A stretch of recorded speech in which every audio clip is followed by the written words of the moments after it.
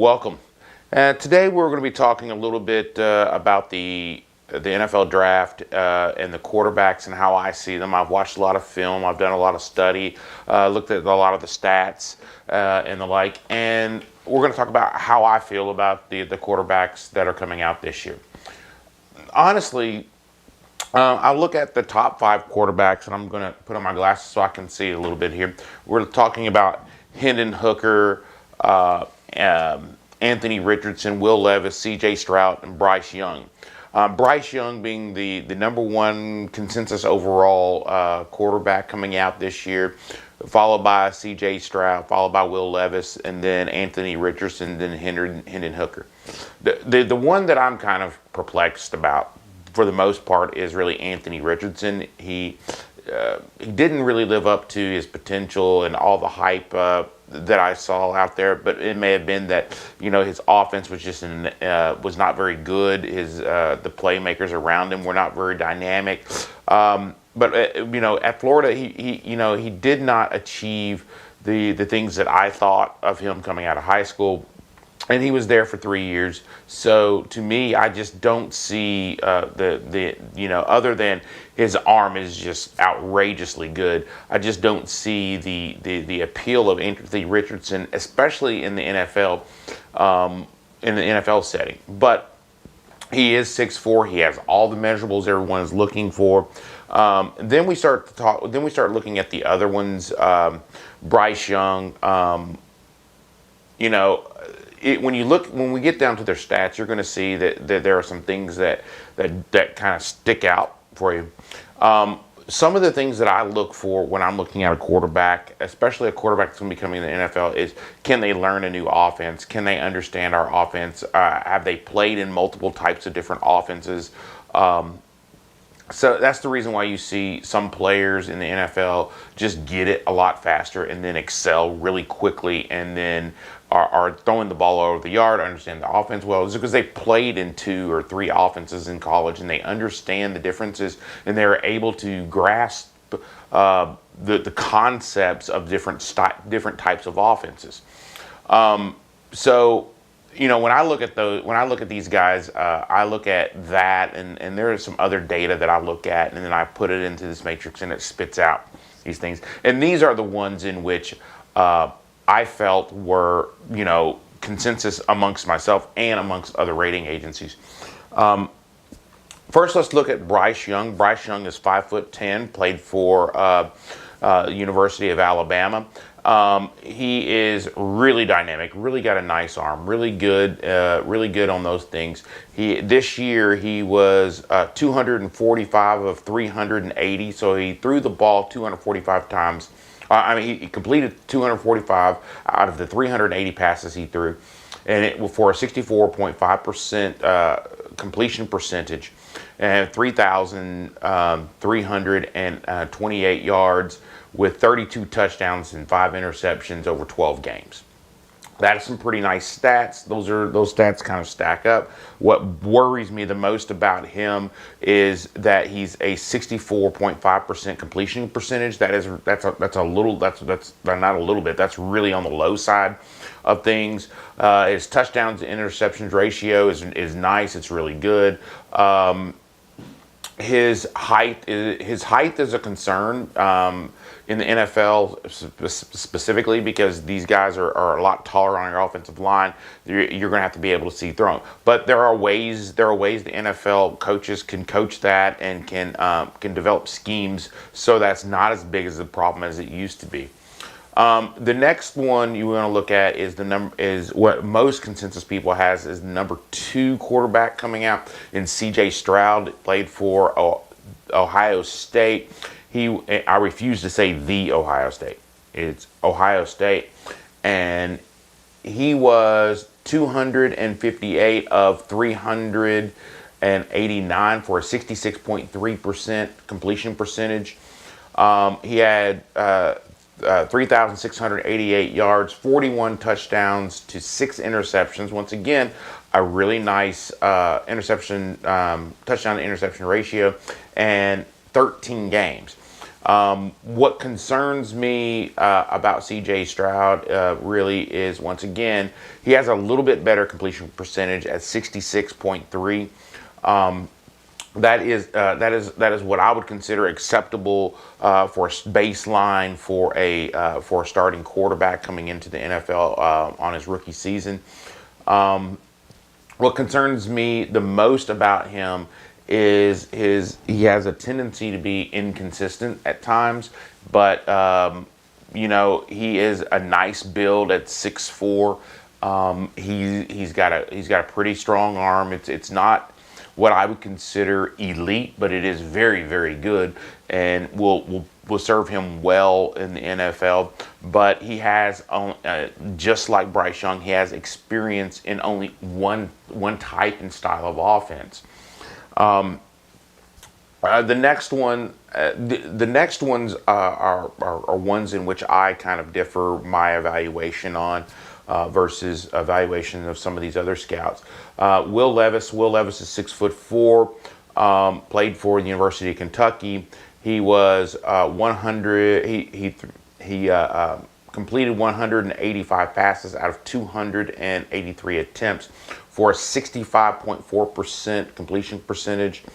At times, he was like their only offense, like literally the only offense that Kentucky had. He had 2,406 yards, 19 touchdowns to 10 interceptions over 11 games. To me, that tells me that either A, that he was he didn't have any other weapons and tried to fit the ball into too tight of spaces. But when you look at the film, a lot of these interceptions were just bad throws, just point blank bad throws.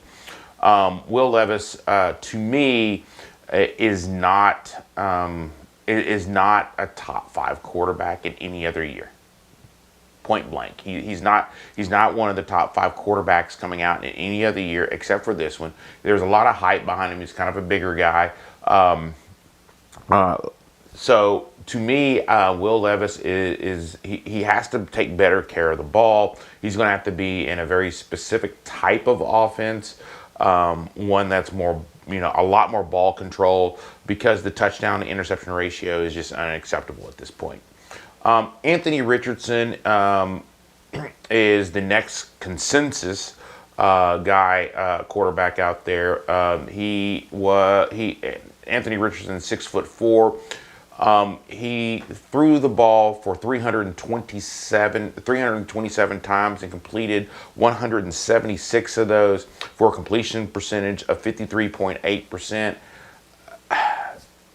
And he threw for 2,549 yards. He had 17 touchdowns to 9 interceptions. That is a terrible touchdown to interception ratio over 12 games. To be honest with you, the only reason why Anthony Richardson is here is because he has a really, really elite type of arm. He can sling the ball a long way, very fast. He's not accurate. That's what you see with the 53.8% completion percentage. He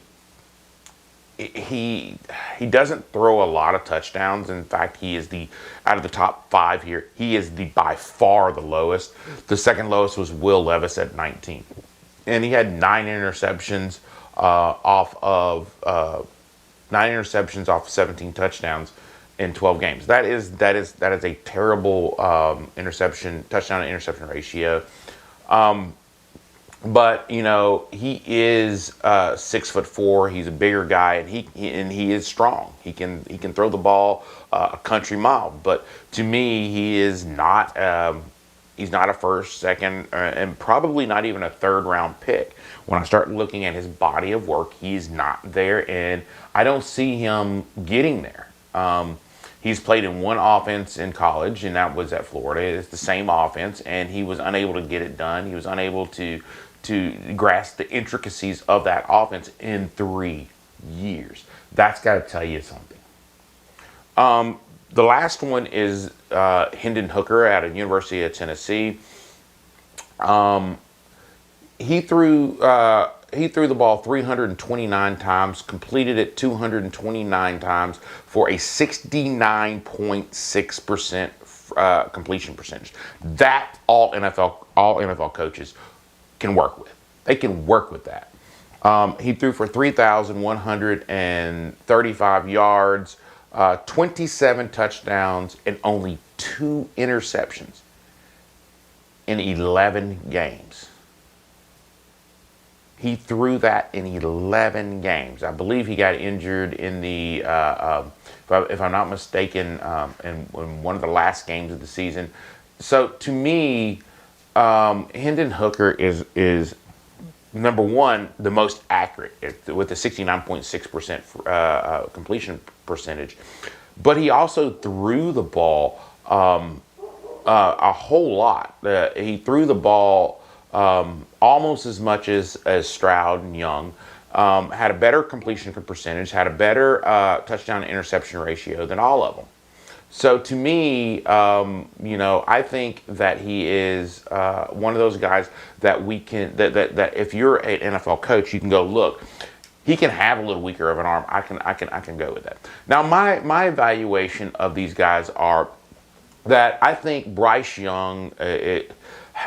To be honest with you, when you've got this mixture of guys, when you got 5 guys that are comparable in some aspects. I kind of hedge against Richardson. When you have 5 guys that are comparable in some aspects to each other, Hooker, Levis, Stroud, and Young. You've got 4 guys there: Levis, Stroud, Young, and Hooker. You got those 4 guys that are kind of comparable to each other. To me, that says that they're all pretty even.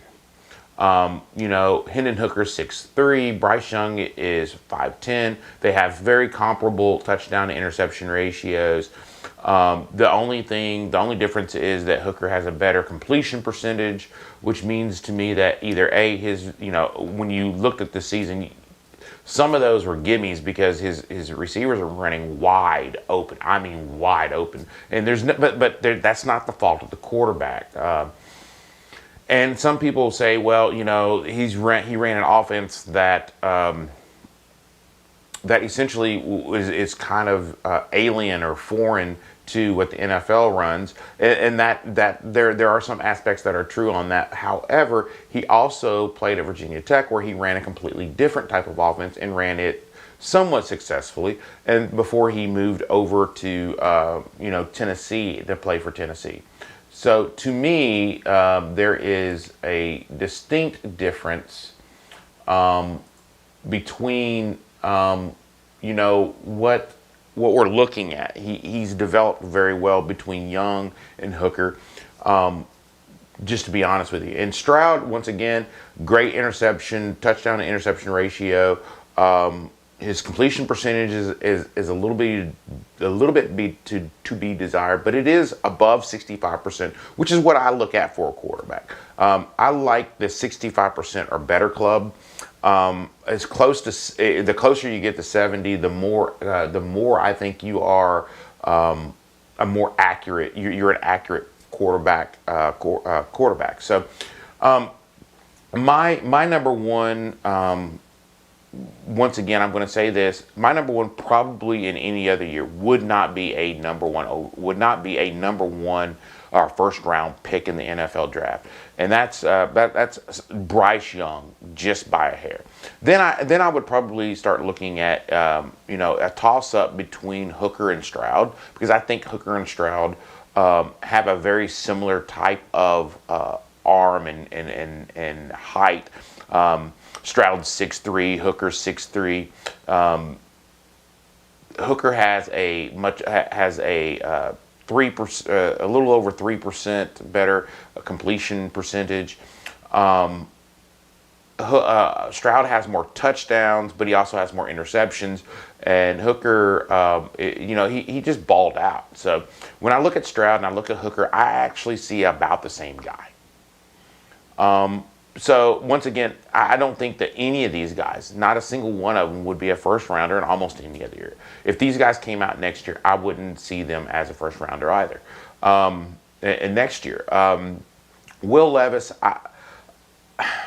the touchdown to interception ratios tripped me up with him, and his lack of being lack of being over 3,000 yards passing kind of bothers me with him also. And Richardson, I mean, I'm just not as intrigued with his arm as everyone else. I think his arm can be lively. People said that about Ryan Leaf, that Ryan Leaf had a better arm than Peyton Manning, and look where that got everyone. You know, not to knock these guys. These guys played exceptionally well at the college ranks, got their teams into some pretty good, some pretty good wins. But to me, these guys, and they've all put in their dues. I'm not knocking these guys. These guys are going to get paid. I hope they all get paid. I hope they all go in the first round. But to be honest with you, I think Hooker is it's young Hooker and Stroud at the top, and then everybody else should be, kind of looking in at, maybe a day 2, day 3 type, probably a day 3 type of quarterback. If I'm evaluating these guys, and I'm the Titans, and I'm sitting at number, I'm sitting at number 11. I don't take any of them, just to be honest with you. I don't take any of these guys at number 11. I think that somewhere around the second round, maybe third round, Hendon Hooker will be a steal for a team. He's got that it factor. When people talk to him, it's that it. That's why he's moving up a lot of draft boards right now. But his problem is that he tore his ACL and he couldn't go to pro day. He couldn't go to the combine and throw or anything like that. He was there for interviews. But then you start looking at guys like Levis and Richardson. Levis is a guy that you're probably going to have to sit and develop. His completion percentage was 65. He's above the 65 club, but his touchdown to interception ratio is just way too off for me to evaluate him as a first round pick. I really think he's a second, maybe a third round pick, and Richardson maybe a fourth or fifth round pick. So if I'm the Titans, this is who I look for. I look for Hooker or Young. But I don't take them at 11. That means that more than likely, Hooker or Stroud or Young, and if I don't think Stroud or Young are going to be there in the second round, so I would probably start setting my sights on Hooker if I was going to take a quarterback in this NFL draft. But that's just my evaluation of these guys. Of course, others are going to have other evaluations and opinions of these guys. I'm not sold on Young. I'm not sold on Stroud. But if they're there, if I'm the GM, if I see a guy there in the second round, yeah, I take him. Hooker is one of those guys that I take a flyer on in the second or third round and see what's there. And we need to get younger at those positions. We've already got one young guy that's there. And I think that we need to probably get a little younger there also as a backup, at the backup at some point, and bring these guys along together and see who wins that starting position. I think we need to push, Willis just a little bit so that he progresses faster, that he gets there faster. And if he's got some competition, then he may work a little harder, may play a little bit more different, and may not hold on to the ball as long, and, may try to get a better grasp of the offense, put in some extra work because he's afraid that he might get his job taken by a young guy, by a young gun. But anyway, once again, I want to thank you for joining me today. That's just my evaluation of these guys. Like I said, Young, Hooker, Stroud, Levis, Richardson would be my order of quarterbacks, the top 5 quarterbacks. But I really don't think Richardson is a top 5 quarterback in this year's class. This class is, to me, a fairly weak quarterback class. Others may disagree with me. The only guy who, out of those in the second round that may be there, may be Hendon Hooker. And if I'm the Titans, I might take a flyer on the guy in the second round. Even though he has the ACL tear, he should be at pro day. He should be able to practice after the draft, from what I'm hearing. So there you have it. Thanks for watching.